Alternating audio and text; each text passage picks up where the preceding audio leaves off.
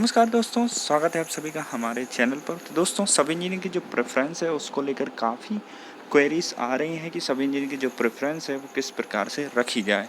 तो मैं आपको बता देता हूँ, जो प्रेफरेंस मैंने सेलेक्ट की है वो ऑप्टिमम प्रेफरेंस है, जिसमें आपके सभी प्रकार के जो व्यूज़ हैं वो देखे गए हैं। मतलब चाहे कंफर्ट हो, चाहे वर्कलोड हो, चाहे अदर एक्स्ट्रा थिंग्स हो। आप समझ सकते हैं एक्स्ट्रा थिंग्स क्या हैं। ठीक है, वो बताने की मेरे को ज़रूरत नहीं है। तो मैं आपको बता देता हूँ, जो प्रेफरेंस है वो मैंने सभी कैटेगरी के वाइज जमा दी हैं, जिसमें से जैसे कि आप समझ लीजिए कि पीडब्ल्यूडी की जनरल की वैकेंसी नहीं है तो उन्हें जनरल वाले नहीं रख सकते, लेकिन सीक्वेंस आप उसी प्रकार से रखिए जो मैंने बताया है वो आपका रहेगा। तो ये सभी वैकेंसी का डिस्ट्रीब्यूशन है, जिसमें मैंने हाईलाइट कर दिया है कि कौन कौन सी संविदा हैं, किस प्रकार से सिविल के लिए, इलेक्ट्रिकल के लिए। और 20% की जो वैकेंसी हैं वो संविदा कर्मी के लिए हैं। उन्हें आप सेलेक्ट नहीं करेंगे।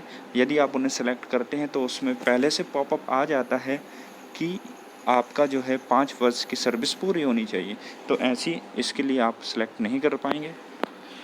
ठीक है, तो ये सभी पोस्ट हैं, मैंने हाईलाइट कर दिया। ये पीडीएफ मैंने ग्रुप में शेयर भी कर दी है अभी। और ठीक है, इसके बाद मैं आपको प्रेफरेंसेस की जो पीडीएफ है वो बता देता हूँ। तो सबसे पहले मैंने रखा है आरईएस डिपार्टमेंट। अब आरईएस डिपार्टमेंट रखने का सीधा सा एक पॉइंट ऑफ व्यू मेरा ये है कि इसका जो सैलरी है वो सबसे ज़्यादा है। वर्कलोड शुरू में किसी भी डिपार्टमेंट में ज़्यादा नहीं रहता है। आप यदि तैयारी करना चाहते हैं तो आप जो है उन अपने जो ऑफिसर हैं उनको बता सकते हैं, वो आपकी इसमें हेल्प करेंगे और आपको जो साइट है उस प्रकार से साइट प्रोवाइड करा देंगे ताकि उसमें आपको ज़्यादा वर्कलोड ना रहे। ठीक है, तो आरईएस में मान लीजिए कि दो तरह की भर्तियां हैं, एक सीधी भर्ती और एक है बैकलॉग भर्ती। बैकलॉग क्या होती है, बैकलॉग सीधी भर्ती है या बैकलॉग में संविदा जैसा कुछ होता है? तो ऐसा कुछ नहीं। बहुत से क्वेश्चन हैं आपको, मैंने अपने एडवर्टाइजमेंट में भी बता दिया था कि बैकलॉग भी सीधी भर्ती की तरह होती है।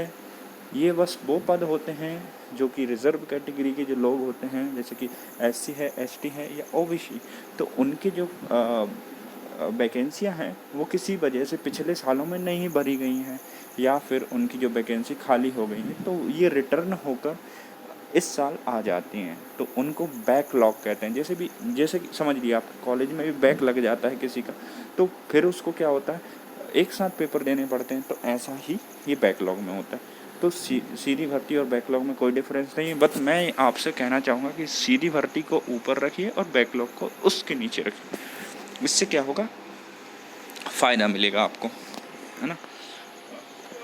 क्योंकि जो सीधी भर्ती रहेगी ना, उसमें आपके चांसेस रहेंगे कि आपको जो प्रमोशन है वो ज़्यादा मिले। इसलिए आप सीधी भर्ती को पहले रखिए, फिर उसके नीचे आप उसी डिपार्टमेंट के बैकलॉग को रख लीजिए। तो इस प्रकार से ये सिर्फ मेरा तरीका था आपको समझाने के लिए।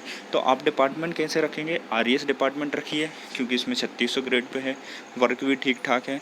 ठीक है, बहुत सारी स्कीम इसमें चलती हैं। वहीं डब्ल्यूआरडी आप सेकंड नंबर पर रखिए, 3200 ग्रेड पे है, वर्कलोड अच्छा है, मतलब वर्कलोड ज़्यादा नहीं है।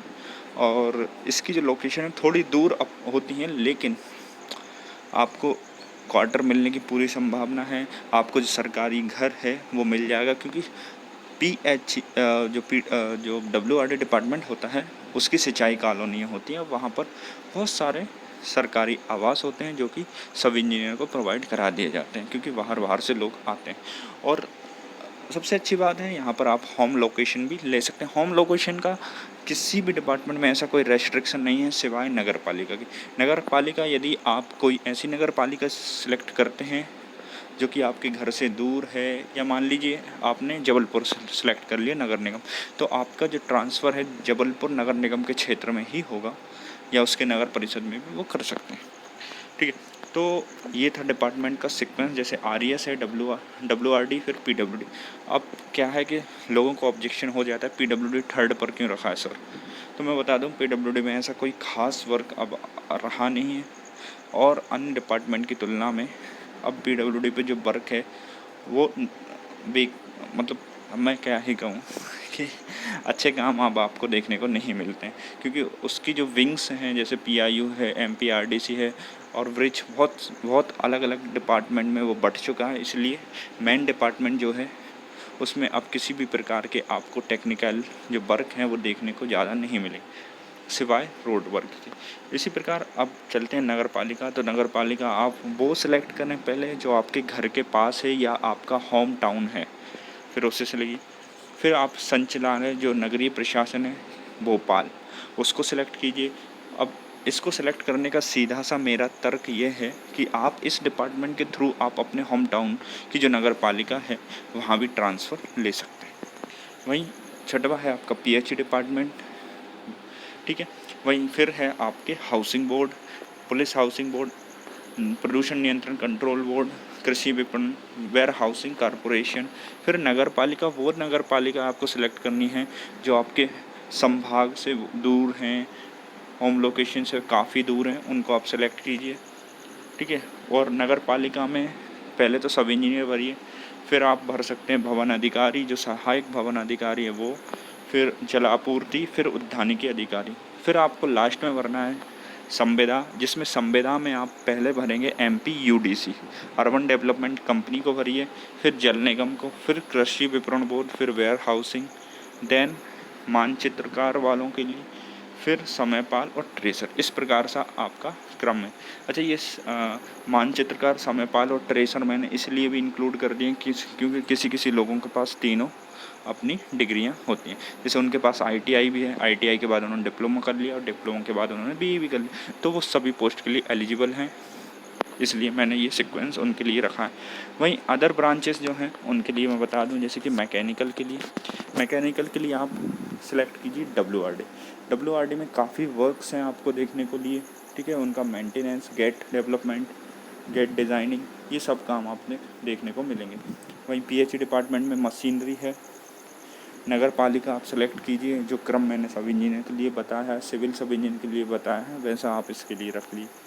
फिर इलेक्ट्रिकल के लिए जो डिपार्टमेंट है PWD रखिए, बिल्कुल PWD रखिए आप इसको फर्स्ट नंबर पर, WRD रख लीजिए। PHE इसलिए मैंने आपको सजेस्ट किया है क्योंकि इसमें जो वर्कलोड है वो कम है इलेक्ट्रिकल के लिए। फिर आप विद्युत निरीक्षक चाहें तो आप इसको भी फर्स्ट पर भी रख सकते हैं या फिर PHE के ऊपर रख सकते हैं। विद्युत निरीक्षक का में जो पोस्ट निकाली गई हैं वो प्योरली आपके टेक्निकल डिपार्टमेंट है, यानी कोर डिपार्टमेंट इलेक्ट्रिकल का है, तो वहाँ पर आपको वर्कलोड ऑब्वियस है ज़्यादा रहेगा। फिर नगर पालिका आप इसको उसी क्रम में रख सकते हैं, आपके होम लोकेशन क्या है, फिर होम लोकेशन से दूर वाली आप नगर पालिकाएँ रख लीजिए। तो इस प्रकार का क्रम आपको फॉलो करना है, तो इसमें आपके क्या रहेंगे, आपको सुविधा हो जाएगी। और नंबर से आपकी प्रेफरेंस का कोई लेना देना नहीं रहेगा, मतलब ठीक है। आप जो सिलेक्ट करते हैं, आपके यदि अच्छे नंबर हैं तो आपको फर्स्ट डिपार्टमेंट मिल जाए। जिस प्रकार से आप कॉलेज की काउंसलिंग में प्रेफरेंस सेलेक्ट करते थे अपने कॉलेज का कि आपको पहले नंबर पर SGS ITS चाहिए, दूसरे पर JEC चाहिए, तो इस प्रकार से आप कॉलेज सिलेक्ट किया था, तो उसी प्रकार से ये प्रेफरेंस होती। आपको यदि अच्छे डिपार्टमेंट चाहिए तो अच्छे नंबर लाने पड़ेंगे। तो ये पूरी प्रक्रिया है, आप इसको फॉलो कर लीजिए। मैं ये PDF अभी ग्रुप में भी शेयर कर दिया हूँ, तो आप वहाँ से इसको प्रेफर कर सकते हैं। आप सभी का धन्यवाद।